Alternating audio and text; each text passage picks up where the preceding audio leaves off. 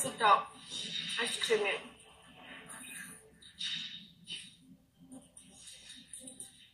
Alah, kalau tak keluar rumah, macam mana saya nak makan aiskrim lagi?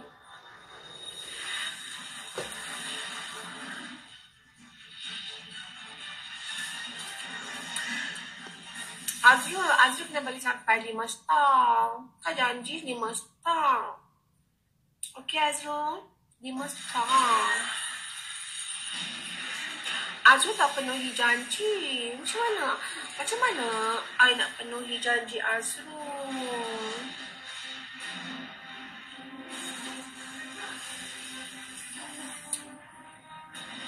Gan, thank you sayang.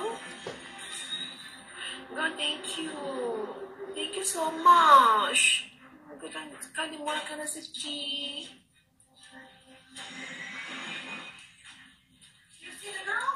Bukan C sayang. Bukan C.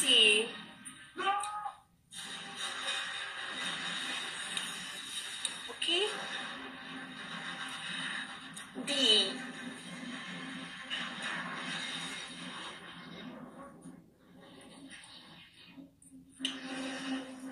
Daddy sayang, thank you.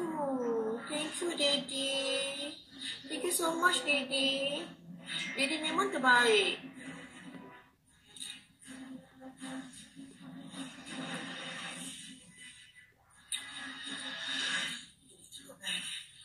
Tak boleh lah Azrul. Azrul topak lah. Tak nak, tak rasa apa. Hai Ras.